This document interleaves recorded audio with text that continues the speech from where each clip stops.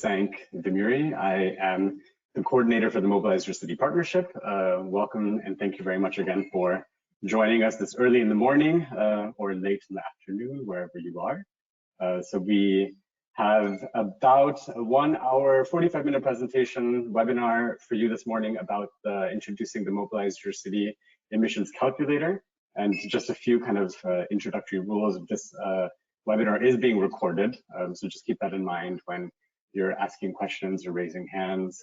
We would like to upload this onto the Mobilize Your City Knowledge platform so people who live in other time zones and people who are not able to participate live can still join and understand the information that was presented. But you're more than welcome to ask questions at any time. There's a couple of ways that you can do that. You can raise your hand. There's a little button there with a hand that you can raise if you would like to ask the question yourself out loud. Otherwise, you can just type it into the question box, and we have a couple of organizers that are helping us present this webinar from the Secretariat team that will read out the questions during a couple of sections breaks during the presentation itself. So again, feel free to ask any questions that you would like. You can do that yourself by raising the hand and speaking with your own voice, or you can type it into the question box and have us read it out for you.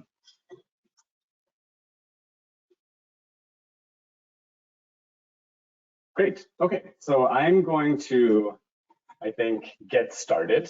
So thank you again for joining us for the, actually one of the first webinars that we're organizing as the Secretariat team on GHG scenarios and mobility plans. We're very excited to launch and introduce to you the Mobilize Your City Emissions Calculator. So the presentation, as I mentioned, hopefully will not take more than about 45 minutes, and we wanted to do 5 things. So first, just a very brief introduction to Mobilize Your City Partnership and a bit of the origins of how this particular calculator emerged. The second is to talk about the background and benefits of calculating emissions in your cities and or countries. The third is just a very brief introduction to the Mobilize Your City methodology. There's a lot of different approaches to take to measure emissions, and we'll just be very quickly introducing the methodology that we decided. And then particularly we'll talk about 2 topics.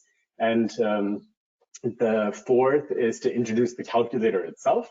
And finally, the additional available resources. So as the heading of the webinar suggests, this is an introduction.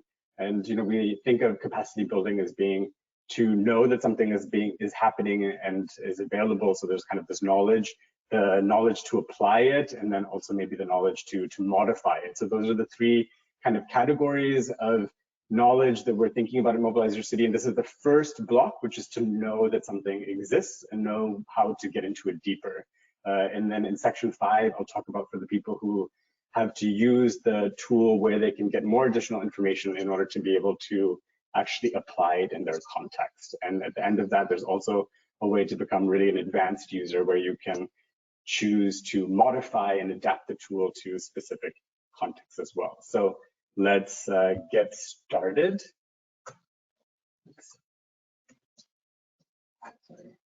Okay, so the Mobilize Your City partnership is a partnership that was launched in the COP in Paris. So this is really a mobility partnership with its roots in the climate negotiations, but also in climate commitments. We have financial support from the European Union, from the German and French Environment Ministries, and a French Environment Fund called FFEM.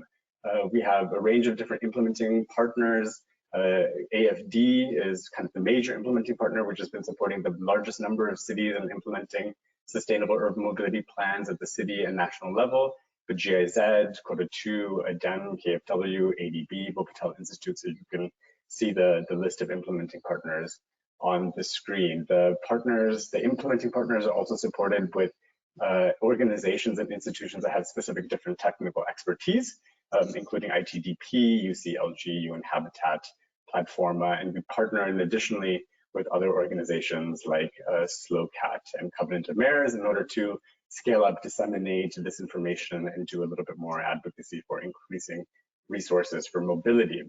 So that's a little bit the partnership landscape, and our objectives Our objectives are really to work with 100 cities in 20 countries to accelerate the transition to sustainable mobility. We'd like to foster a much more comprehensive, integrated, participatory urban mobility planning through these two instruments, the Sustainable Urban Mobility Plan and the National Urban Mobility Plans and Programs, and ensure that these plans are also transitioning into implementation by facilitating access to financing. And so many people who are joining this webinar, I'm sure, also know the kind of contribution that mobility makes to greenhouse gas emissions. And despite accounting for almost 25% of energy-related emissions, mobility receives only about 3% of climate finance. And so this is one of our objectives as well, is to advocate for closing this gap for particularly around climate finance for urban mobility. We have 61 member cities in 29 countries around the world and 13 member countries. And so you have the map here. As you can see, it's geographically pretty well distributed around the world. Our strongest implementing partner in Latin America is the Euro Climate Plus project, and the similar webinar will be held tomorrow in Spanish by the Euro Climate Plus team. But we also have the majority of our original partners are in Africa, and now we're sort of growing a bit more during last year and this year in Asia with an establishment of a French Development Bank and ADB project management unit in the Asian Development Bank to work on Mobilize Your City. So in the few years, I guess 5 years since COP in Paris, we've finished about 9 of these mobility plans at the national and regional level, which have identified almost 26 billion euros in required investments. Of those, we've got almost about 500 to 435 million in signed contracts, so projects that will go from the planning phase to the implementing phase. And for people who are familiar with sort of project preparation cycles, that's actually quite good. So from even establishing the partnership, setting up a secretariat, recruiting for the consultants, preparing the plans, to having signed financing agreements, we're doing like quite good. And we're hoping that this number will kind of scale up proportionately to the number of partner cities that we have. So what does this mean really concretely? It means that an additional 6 million people will have access to improved public transportation. And where we have some of the quantities or the quantification, we're expecting 33% reduction in traffic accidents. So maybe one thing that you notice immediately is that we don't have perfect numbers on the kind of expected mitigation results that we can expect from these SUMPs and NUMPs, or the mobility projects and planning at the national and city level. And that's a little bit because it's quite difficult and some of the tools are missing. And because we felt the tools were missing, we wanted to try to prepare what you are being introduced to today. So what are the benefits of measuring greenhouse gas emissions? And I also feel that, like, if you're participating in the seminar, you already know, but just to kind of give a quick introduction, transport is a significant source of greenhouse gas emissions, and an increasing source of greenhouse gas emissions. So in 2018, 8 gigatons of emissions came from the transport sector. And in order for us to, as a global community, meet the commitments under the Paris Agreement, we need to see a 75% reduction against business as usual.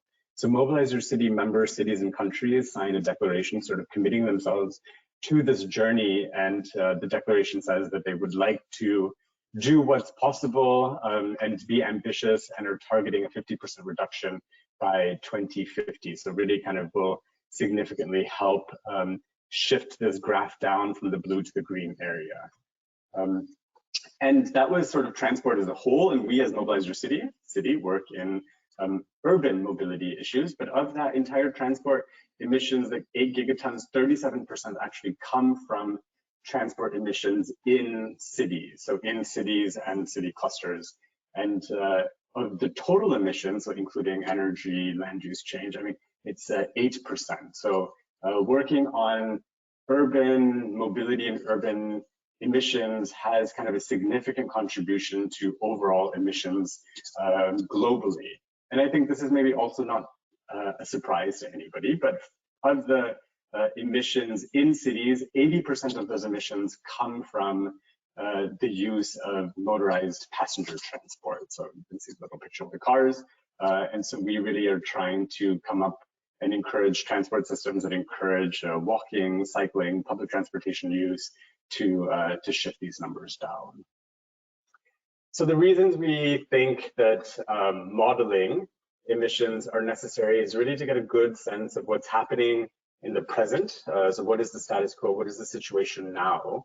And use that to project and estimate different future scenarios. So what would happen if we did nothing? So this is what we call BAU, the business as usual situation. How would emissions grow? And this has significant and pretty startling kind of situation, especially in emerging and developing economies, right? So where you're starting at relatively low levels of car ownership and vehicle emissions. If you do nothing, these are really going to grow significantly. So the tool kind of really helps you understand what's happening at the moment, but also what would happen if we did nothing and things kind of progressed as usual. And then also understand some scenario, the climate scenarios. What would happen if we took a different route that focused on other types of transportation? And finally, also access to finance. So increasingly, so one of our main implementing partners, the French Development Bank, for example, said that 100% of their lending will be Paris compliant. And so you're seeing increasingly development finance institutions, but also other financial institutions make a commitment to having financing only climate-friendly projects, or a significant proportion of their investments being climate-friendly projects. And so the finance link is also in some ways to meet a minimum criteria, that you have information to justify that you're meeting kind of this minimum financing criteria. And ultimately, hopefully doing this kind of on the more rigorous end of the calculations will give access to things like the Green Climate Fund, where it's important to be able to measure and report against your impacts from the project. And really, it's, you know, we Mobilize Your City is about becoming a leader in this space, and we want to equip all of these cities and countries that have committed through their signed declarations to become Mobilize Your City partner and a leader in becoming a leader in the mobility space. So the next three slides kind of break it down a little bit more specifically in those three phases that I just mentioned. So in the sump preparation phase, and when you're preparing a mobility project, we think that it has sort of two main areas where the emissions calculator can help you. So the first is to understand the emissions inventory, or the status quo at the moment. So what are your emissions at the moment? What are the main emission sources? And so the calculator really helps you understand what the emissions are. The second is understand the impact of doing nothing, or basically the business as usual situation. So if things progressed as they're progressing at the moment, what would the emission scenario in the city be like in 2050? The third option is, after you sort of understand the situation, is to build kind of different scenarios that you can use to make a decision about what measures you prioritize. So this is the building the scenarios. So the decision makers, when they're deciding on a way forward in their mobility plans, have informed, quantified information that they can draw on when making their decisions. And finally, we want also to guide and kind of coming up with these targets, right? So we have an ambitious aspirational target of 50% reduction in greenhouse gas emissions in our cities.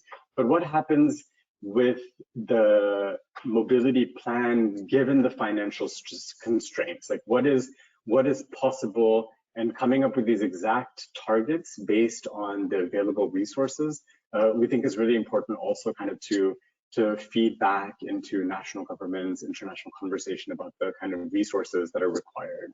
And ultimately, all of this is really to ensure that we're kind of putting our cities on the path where we're leapfrogging unsustainable city landscapes, right? So where we're building the cities for the future, and not building cities for cars and then sort of trying to claw back spaces as we are in a lot of countries, in cities in Europe, for example, at the moment, where roads were, a lot of public space were given over to cars, and now we're sort of using things like the COVID crisis in order to be able to take back some of that space for more sustainable modes of transport. And so calculating emissions will maybe hopefully help leapfrog some of these challenges.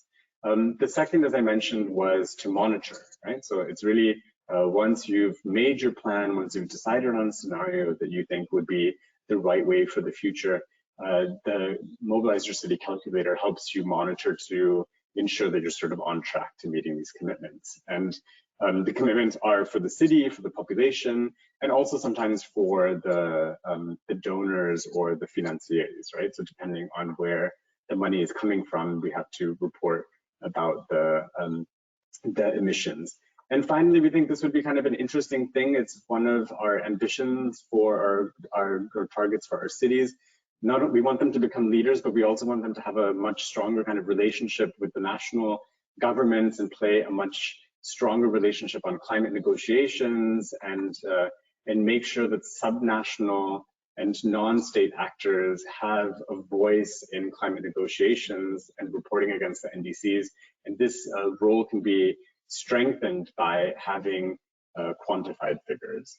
And finally, the accessing climate finance. So as I mentioned earlier, we have a lot of basic funding criteria now from banks and funding organizations is at the minimum that you sort of have a do no harm approach to the climate, but increasingly a much more ambitious approach. And so this really enables kind of the compliance with financial institutions criteria. And there are some financial institutions where they come and appraise your projects rather than helping prepare it. And so if you do this during the project preparation cycle, during their appraisal phase, when they're checking to see if everything is okay before they release funding, this really gives a level of credibility and information that allows the appraisal project to go faster. And our intention and our hope is to kind of speed up this entire process of planning, project preparation, and financing, so we can get the projects on the ground that really help people and, of course, the climate as well. And the increasing access to additional sources of financing. I think we talked about this enough earlier. So I'll pause right there and ask if you have any questions and maybe some polls to know who's in the room. Okay, thank you. Thanks for participating in that. So we thought this was a little bit of a kind of a frontal one-way interactive mode or one-way mode, and so we wanted to also just kind of bring your voices in. We're really curious about who's in the room so we can make sure that we're presenting the right information. For the 17% of people who have a lot of experience, I mean, really this is the introduction, and you can see there's 3 different phases or 3 different levels of engagement, and this might be boring for you, but there'll be some interesting stuff coming up.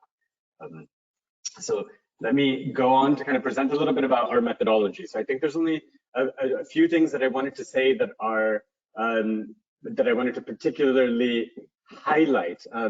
Sorry, I saw that somebody had actually asked, what is a sump? And that's an excellent question, because there was many people, 30% or something, who were not part of our partner landscape. So this word that I keep using, or this acronym that I keep using, SUMP, is a Sustainable Urban Mobility Plan. So this is one of the key instruments that the Mobilize Your City partnership uses to support our cities in planning for sustainable mobility, preparing projects, and linking them to finance. So that's the SUMP. So sorry, thank you for that question, and I'll try to not use acronyms quite as much. But here's another one, ASI.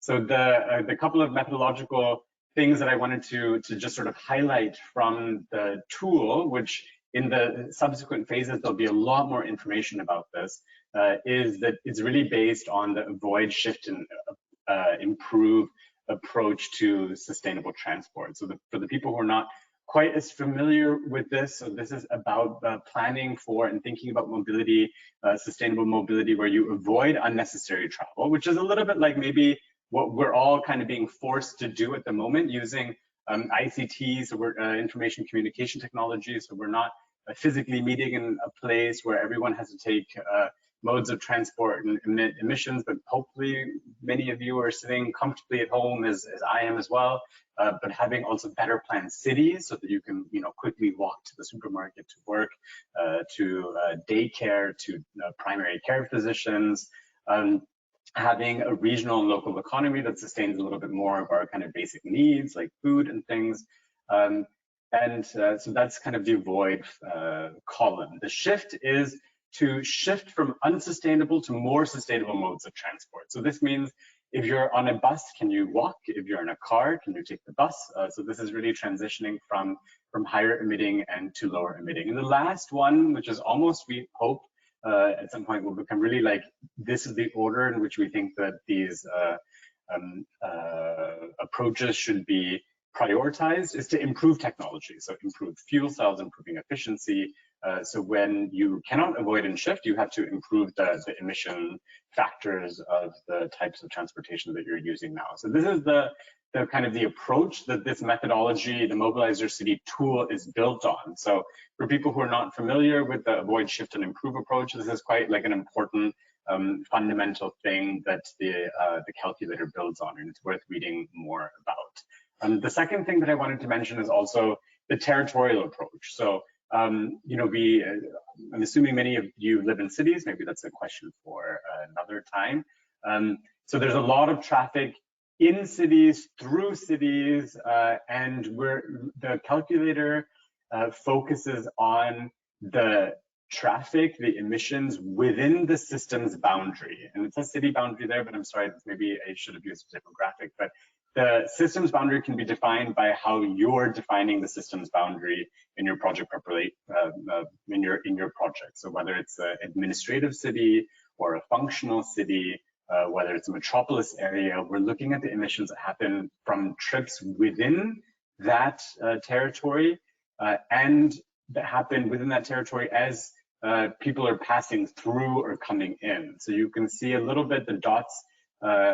The dotted lines are the emissions that we do not calculate. So if somebody is starting in a city and leaves the functional area, or however you're defining the system's boundary, all of the emissions that happen within that boundary are included, but once they leave, it's not included. So this is a relatively, it is an intuitive and an approach that's also followed by others like C40 and the greenhouse gas protocol. So that's sort of two main issues that I wanted to just sort of highlight as part of the methodology. But as I mentioned, we have, you know, this is an introduction, then we have advanced and super advanced users, and so the next set of webinars and tools will go much more detailed for people who have to actually use the tool. So introducing now, this is now really, we're getting into the calculator itself, and the goal of the calculator is to calculate both road and rail emissions within the system's boundary that you've defined in your project. And the calculator allows you to do three things. So this is a little bit, maybe you'll hear it again from the beginning about why, but it gives you an inventory of the current situation. So what are the emissions that are happening at the moment? It allows you to calculate the business as usual scenario and project that until 2050, and then gives you the GHG emissions reduction of what's called a climate scenario, so the climate friendly scenario that you would have selected as one of the options for the sump or nump for both passenger and freight. So I think a couple of important things there is that this is considering also rail transport, and it also considers freight transport, very important. The tool itself is available, the calculator itself is available in 3 languages. So the calculator is, as many kind of number crunching modeling tools is Excel based, and so you can select the language that you want in the Excel file itself. So we're doing webinars and other supplementary guidance, hopefully in all 3 languages. So as I mentioned, tomorrow there's the introductory webinar in Spanish, and so like that we'll try to have also the supplementary documents available in the 3 languages as well. One important thing to know about maybe the tool is maybe with a lot of aspects of our job, the data gathering is the most time-consuming part. So the Excel calculator itself is maybe on a first glance quite challenging, but actually if you dig into it, it's reasonably understandable. And if you spend a bit of time like this, maybe 45 minutes watching this introductory video, another 2 hours goes through like the deep dive into to actually using the tool, each of the different calculating, you know, that gives you a tutorial on how to calculate the current inventory, the business as usual scenario, and the emissions factor. You could probably do it in 2 to 3 days, but collecting the data is really, it depends, of course, on the data availability, the resources that you have, and the use of a transport planning or transport model is really useful when you're using the tool, because it provides you a lot of the input data. And finally, it's compatible with IPCC inventory guidelines. Good, so this is a screenshot really of the kind of data that's required for the tool. So we have socioeconomic data, like what is the population, what is the population growth rate, GDP, transport demand, the fleet approach. So there's lots of different data that I'm not going to get into at the moment, but just to kind of highlight what I mentioned in the previous slide, that the data collection is quite time consuming and resource intensive. And in the tutorials, which are given by Marie Colson from EFOI, she says, don't be scared. And so I'll repeat that again now. There's a lot of redundancies, but I think that's one thing that's worth mentioning is just take it step by step. And you can see it's a pretty long list, but we have some default values that we provide you in the guidelines as well. And so it can initially seem a bit overwhelming, but if you just sort of take it step by step, it's possible as well. So the three different type of outputs that the tool provides, again, are the inventory. So what is the situation now that we have? The business as usual scenario, what happens if you don't do anything? And what is the climate scenario or the sum scenario? And each of them have three different type of inputs. I see that I've only got about 5 minutes left. And so I think I'm not going to go into the inputs for the three scenarios quite as much. This is also really available in the subsequent, much more detailed tutorials for people who not only want to know that there is a tool, but say, now I'm ready to use this tool and I have to use it. But here's a little bit of a sneak peek. So as I mentioned, it's an Excel model, and so the green parts are the parts that you have to actually fill out, and then the rest of it is sort of automatically generated. So just really kind of an example would be if you say what the baseline population is and the kind of projected growth rate, then it will project up to 2050 the populations. And so we tried to keep it as, find the right balance between automation and data gathering, and so hopefully that's possible. But you can see that this is what the tool looks like. It's available online. The results, of course, we are a little bit more accessible and user-friendly because we expect very kind of technical people to be using the tool, but the results have to be something that decision makers can understand and use to influence their policies, apply the policies, monitor the policies. And so the outputs are actually quite accessible and hopefully easy to understand graphs that are automatically generated by the tool. So maybe I'll just pause there and ask questions, and then the last section will be me talking in just a few minutes about the other resources that are available. Excellent. So I think, as you could also hear from the responses to the questions, we sort of assumed that there would be a whole range of different participants in the webinar. And as I mentioned at the very beginning, we wanted to make sure that this was an introduction and give you or direct you into the different streams that give you the right level of information for what you would like to do in your interest. And as you can see from the slide, and we'll put this also on the MobiliseYourCity.net, these are the resources that are available. So first and foremost, of course, the emissions calculator. So the Excel tool is available. That's accompanied by a user manual that gives you also in a couple of annexes default values. So when you are not able to collect a lot of the emission factors, for example, in details, there's a few recommendations for sources for default values that you can use, which is very, very helpful. And of course, like an annex that has all of the data needs. So kind of clicking through the emissions calculator gives you a little bit more sense of what this thing is that we've just presented today. And then scrolling through the user manual might be like a very good next step to see if this is something that you can use if you're not already kind of committed and interested and obligated to use this as part of your project. The next is the video tutorials. And the video tutorials are really, as I mentioned, like for those different, for the inventory, for the business as usual till 2050, the climate scenario, we have a series of video tutorials where Marie Coulson from EFOI will click through the tool. There's, of course, in the very first video where she introduces the tool, there'll be a little bit of redundancy with what I've said here, but I think it's a complicated enough subject that maybe like a little bit of redundancy is probably not that bad of an idea. But so there's 4 different tutorials that kind of take you step by step. And the 4th one is very brief, but it's sort of for like that 17% that are maybe super advanced and say, okay, this tool is really interesting, but I want to modify this. I would like to add, I don't know, an auto rickshaw. I want to add this type of transport, or look at different, I don't know, different modeling options. And so the 4th video even goes to that level. So again, we have these video tutorials that you can get a link to through our knowledge platform that take you to, you know, a YouTube video where somebody will kind of navigate you through the tool. And then finally, we have already the methodological approach. And so there's a document that kind of, I highlighted 2 aspects that I thought as someone who is kind of being introduced to the tool might be interesting. What is the methodological approach?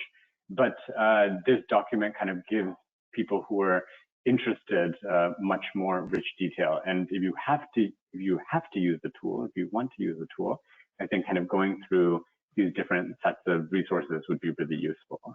And then as next steps, so all of those resources are available from today. So click through at your own time. We're hoping that at least some of you will start applying the tool itself. And so this is sort of us launching it and introducing you to the tool. And on June 9th, I'm pretty sure it's on June 9th, Marie Coulson will do another webinar like this, where people who have started to actually engage and use the tool can ask more specific questions. I mean, we thought we would sort of separate it that way because I think it's difficult to say, ask questions about the calculator if you haven't been using the calculator. And so once people start using the calculator, I think that's when the questions, specific questions will really emerge. And so we'll have another active live webinar on June 9th where people can actually ask the questions. And then sometime in June, we also would like to share experiences from having used a predecessor of this tool that was applied by one of our implementing partners, EDEM, in several Moroccan cities. So this is kind of an ongoing thing because we think it's important and requires a lot of support. So I wanted to go to 10:15, and we're just past that. So if you have any questions. Yes, just a few questions, I think. So actually, Jean-Jacques Eluin was asking us if we could provide an example, have the Excel tool filled with data from a real city. Yes, so we can ask, so the tutorial is using one that's used in, that has been filled out. And then I think we can also ask them if they've got the predecessor. So as I mentioned, the tool is just now being launched and was finalized maybe in February of this year. So this specific tool doesn't have all of the data filled out because it hasn't been used by anyone at the moment. But the predecessor, which was called Trigger, has been used by a couple of cities. And so we can probably provide access to that. All right. And just a little modification to what you said, the webinar organized by Marie Coulson will be on the 28th of May, actually. Oh, okay. So Marie just wrote us. Thank you. Okay, good. Okay, perfect. So 10 days to start using it. Thanks, Marie. Okay. So if there's no other questions, thank you very much for joining us. I know that especially the 25% of people who join from Africa, depending on where you are, this is quite early in the morning, and also Monday is sometimes a difficult day. You want to get started on your emails and catch up after the weekend. So I appreciate you starting the morning with us. If you use the tool, if you have any questions, if you have any suggestions for improvements, please don't hesitate to reach out to us. And we're looking forward to having you at the webinar again on the 28th with some maybe specific questions from having played with and engaged with and used the tool.